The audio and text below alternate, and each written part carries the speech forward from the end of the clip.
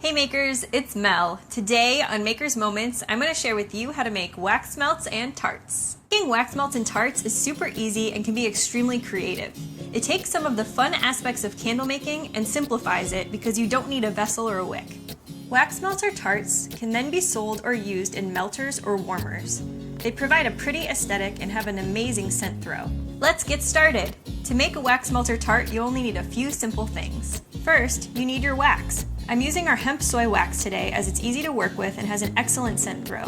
Plus, it's moderately hard, so when the melt solidifies, it will be easy to remove from its mold. Then, you'll need a tart mold or clamshell. Today, I have a variety of clamshells I'll be working with. These are available at www.woodenwick.com. And finally, you'll need your fragrance, a digital scale, a mixing spoon, pouring pitcher, and some enhancers and dyes to decorate. To make your wax melts and tarts, begin by melting down your wax. Today, I'm using our wax melter from the Wood & Wick Co. Because I'm using hemp soy, I'm going to mix my fragrance in when the wax has reached between 170 to 180 degrees Fahrenheit.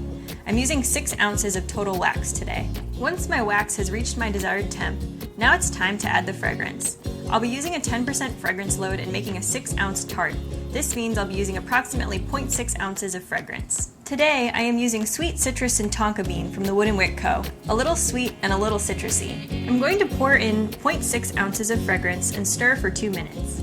I'm going to make a tart without dye today, but if you want to add some fun color to your melts or tarts, you can add a few drops of eco dye when you add in your fragrance and stir until your desired color is achieved. Here, I've stirred together some gold mica and 6 drops of violet eco dye for this purple shimmery look. Once your wax and fragrance have combined, now it's time to pour into your mold. I'm going to slowly pour the mixture into my mold. It's okay to fill the mold completely. Once the mold has been filled, now it's time to drop in any final enhancers. Today, I'm going to just be sprinkling in some dried rose petals and obsidian chips on top while the wax is still melted. You'll want to wait at least 72 hours for your melts to fully cure, and you're ready to sell them or pop them on a melter for a satisfying fragrance experience.